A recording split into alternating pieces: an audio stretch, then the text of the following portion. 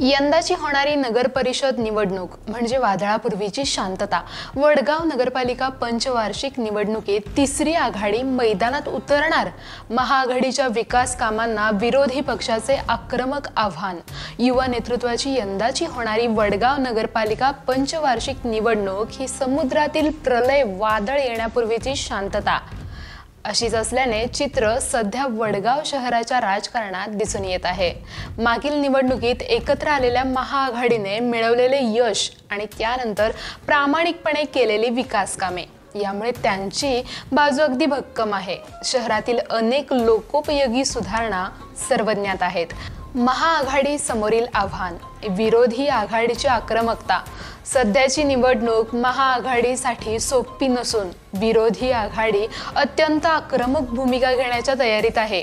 ऐक्याची कमतरता, महाआघाडीमध्ये मतभेद आणि एकमताची कमतरता निर्माण झाल्यास विरोधी आघाडीला याचा थेट फायदा होण्याची शक्यता आहे।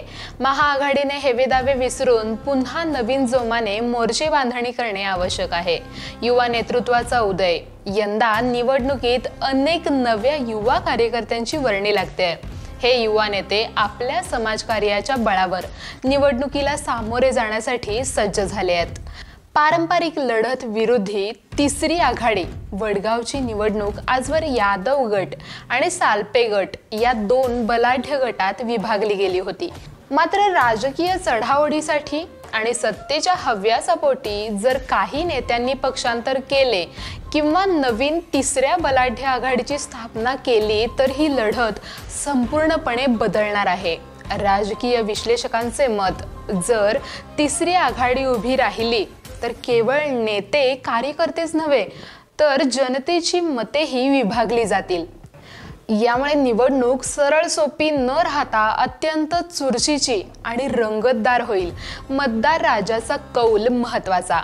या सर्व घडामोडींमध्ये अंतिम निर्णय मतदार राजाचा असेल। यावेळी मतदार राजा मागील 5 वर्षातही महाआघाडीच्या विकास कामांचा आणि कारभाराचा हिशोब विचारात घेईल। या उलट विरोधी आघाडीला सत्तेवर आणण्याचा प्रयत्न झाल्यास त्यांच्या मागील कारकिर्दींचा विचार केला जाईल।